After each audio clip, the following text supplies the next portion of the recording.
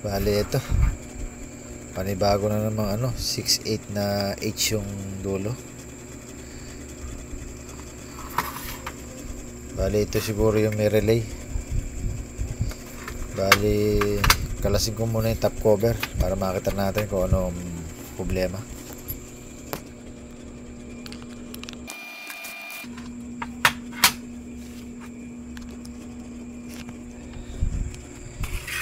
Bali sa aking pagsusuri, ang nakita ko kagad sa kanya, ito yung capacitor nya lumobo.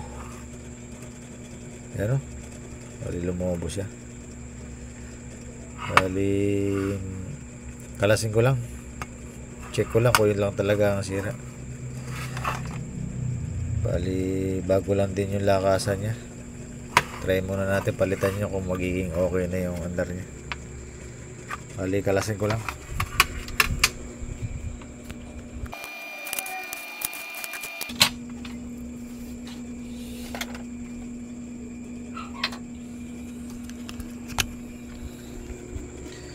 Bali ito na siya, tanggal ko na, biyak talaga, sabog siya.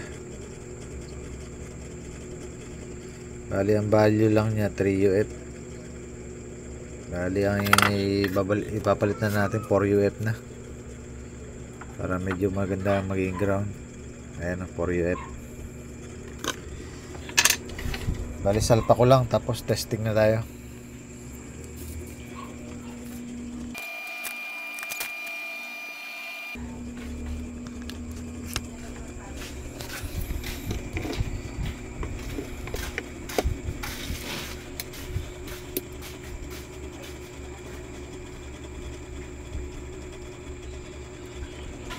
Bali ito, bali nakalagay na yung natin, yung test valve. On ko lang.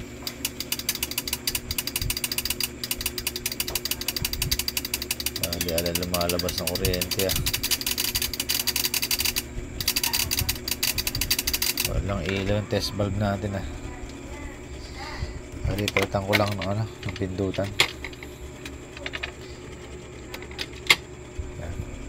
Natin kung magkakaroon.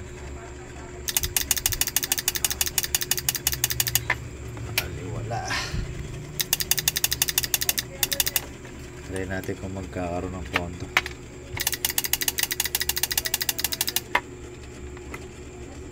Meron. Try nga natin ilagay. Direct na natin sa baterya.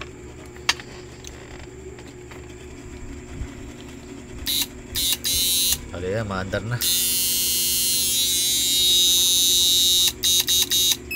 Try nga ito. Sagad na.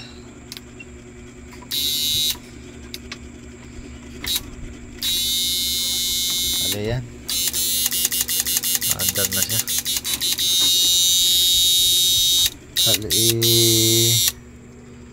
Bali ito na ko na pala ito, na-repair ko na to, nalakasan ko na, napalitan ko na siya ng resistor. Ayan.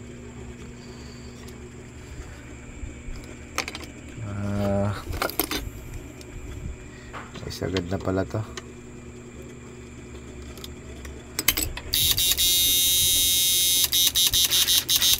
Bali wala na pala.